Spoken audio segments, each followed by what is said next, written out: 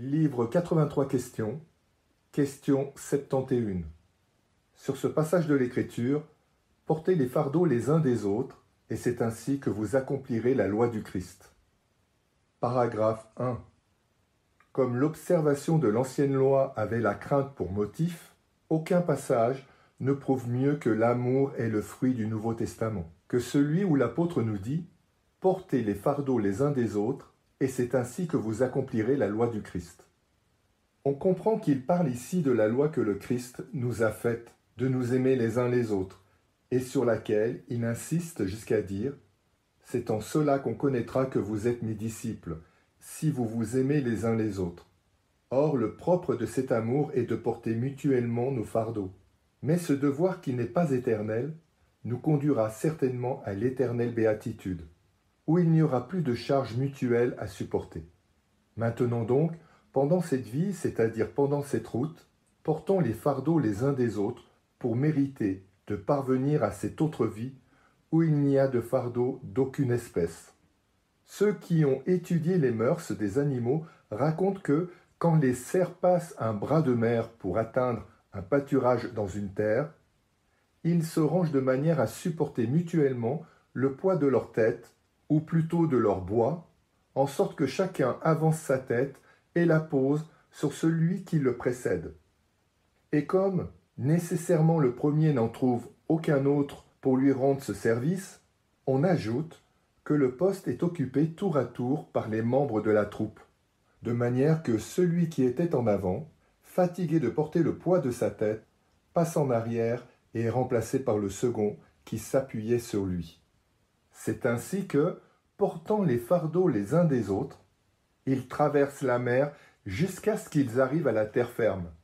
C'est peut-être cette particularité que Salomon avait en vue quand il disait « Que ton cerf chéri, que ton poulain bien-aimé s'entretienne avec toi ».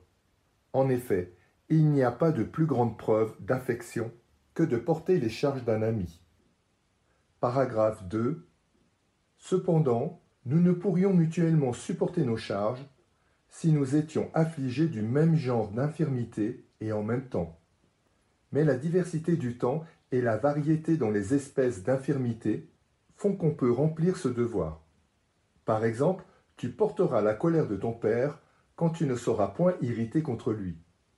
Comme lui, à son tour, supportera avec douceur et calme le poids de la tienne au jour où tu en sauras dominer.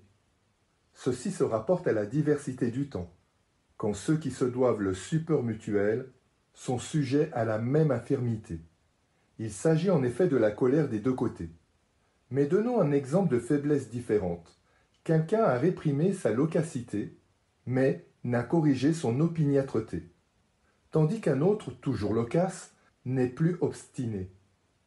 Ils doivent supporter charitablement l'un la loquacité, l'autre l'opiniâtreté de son frère, jusqu'à ce qu'ils soient guéris tous les deux. Mais la même infirmité se produisant chez deux hommes en même temps ne peut être l'objet du support mutuel parce qu'elle devient obstacle pour elle-même.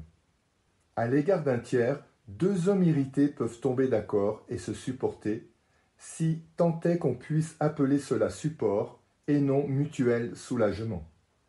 C'est ainsi que deux hommes tristes pour le même sujet se supportent mieux, s'appuient mieux l'un sur l'autre, que si l'un était triste et l'autre joyeux. Mais s'ils sont la cause de leur mutuelle tristesse, ils ne peuvent plus se supporter. Dans ces sortes d'affections, il faut quelque peu condescendre à la maladie même dont on veut guérir son prochain. Et cela non pour la partager entièrement, mais pour lui venir en aide, absolument comme on se baisse pour tendre la main à quelqu'un qui est à terre. En effet, on ne se couche pas à côté de lui pour partager sa situation. On se contente de s'incliner pour l'aider à se relever. Paragraphe 3. Aucun motif n'est plus puissant pour nous déterminer à remplir volontiers le devoir du support mutuel que le souvenir de ce que le Seigneur a souffert pour nous. C'est ce que l'apôtre nous rappelle quand il nous dit « Ayez en vous les sentiments qu'avait en lui le Christ Jésus. Il avait la nature de Dieu, et il n'a pas cru que ce fût une usurpation de se faire égal à Dieu. Et pourtant, il s'est anéanti lui-même, prenant la forme d'esclave, ayant été fait semblable aux hommes et reconnu pour homme par les dehors. Il s'est humilié lui-même, s'étant fait obéissant jusqu'à la mort, et à la mort de la croix. Plus haut, il avait dit, chacun ayant égard, non à ses propres intérêts, mais à ceux d'autrui. C'est à cette pensée qu'il rattache ce que nous venons de citer, puisqu'il le fait suivre immédiatement de ces mots « Ayez en vous les sentiments qu'avait en lui le Christ Jésus ». Son but est de nous montrer que si le Seigneur, en tant qu'il était Verbe fait chair, et qu'il a habité parmi nous, bien qu'il fût sans péché, a cependant porté le poids de nos péchés, ayant égard non à ses propres intérêts, mais aux nôtres. Nous devons à son imitation supporter volontiers nos charges mutuelles. Paragraphe 4. À cette pensée s'en ajoute une autre. Le Seigneur a revêtu l'humanité, et nous sommes hommes.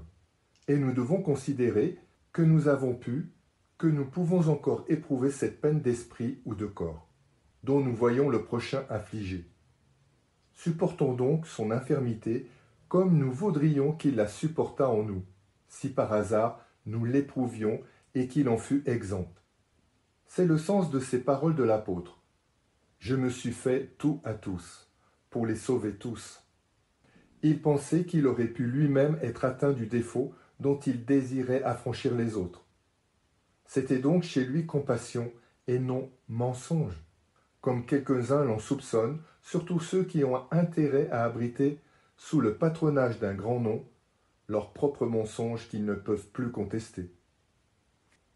Paragraphe 5. Tu dois aussi songer qu'il n'est pas d'homme qui ne puisse avoir, quand même on ne la verrait pas, quelque bonne qualité que tu n'as pas encore, et qui lui donne sur toi un avantage incontestable. Cette pensée est très propre à refouler et à dompter l'orgueil. Parce qu'il y a en toi quelque bien manifeste, éclatant, ne t'imagine pas qu'un autre n'en puisse avoir qui soit caché, qui soit même d'une plus grande valeur et l'élève au-dessus de toi, à ton insu. Car l'apôtre ne nous commande ni l'erreur ni l'adulation, quand il nous dit « Rien par esprit de contention, ni par vaine gloire, mais par humilité d'esprit, croyant les autres au-dessus de soi. » Il ne faut pas non plus que ce sentiment ne soit qu'apparent. Nous devons réellement croire qu'il peut y avoir dans un autre quelque mérite secret qui lui donne la supériorité sur nous, bien que notre mérite apparent semble nous placer au-dessus de lui.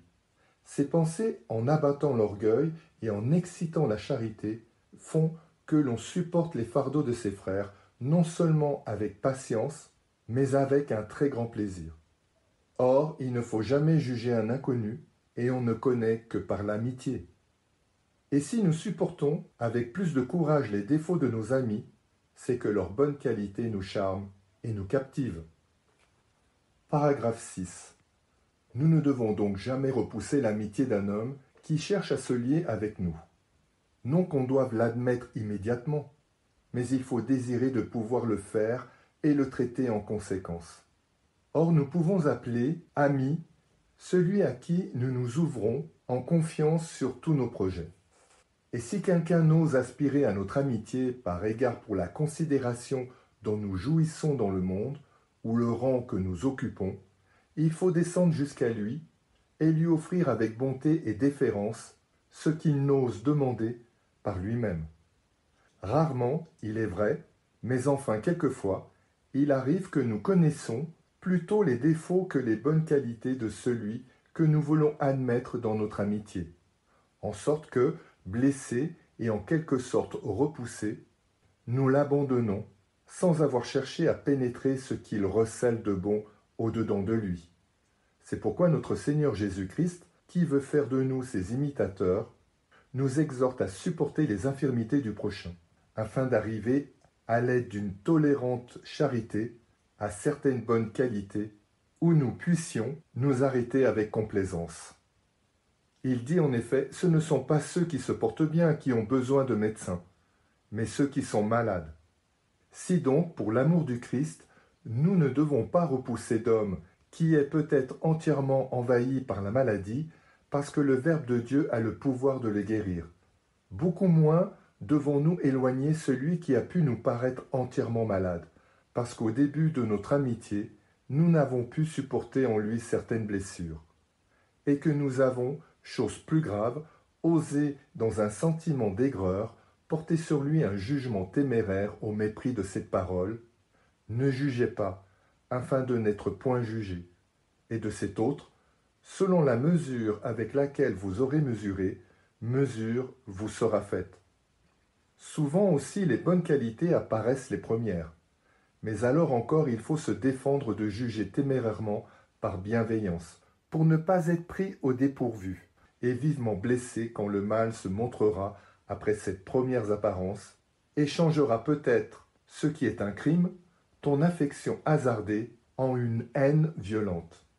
Quand même le mal, qui se découvre plus tard, frapperait tout d'abord sans avoir été précédé d'aucun bien, il faudrait pourtant le supporter en attendant de pouvoir tout mettre en œuvre pour le guérir. À combien plus forte raison ne le doit-on pas, quand le bien a paru d'avance et s'est présenté comme un gage, pour nous faire supporter le mal qui devait faire suivre. Paragraphe 7. C'est donc la loi du Christ que nous portions les fardeaux les uns des autres. Or, en aimant le Christ, nous supportons facilement l'infirmité d'un homme, que nous n'aimons pas encore pour le bien qui est en lui. Nous pensons alors que le Seigneur, objet de notre amour, est mort pour lui. L'apôtre Paul nous inspire cette charité quand il dit « Ainsi, par ta science, périra ton frère encore faible, pour qui le Christ est mort. » Que si nous sommes moins disposés à aimer cet infirme, à cause du vice même qui fait son infirmité, voyons en lui celui qui est mort pour lui. Or, ne pas aimer le Christ, ce n'est pas une maladie, mais la mort.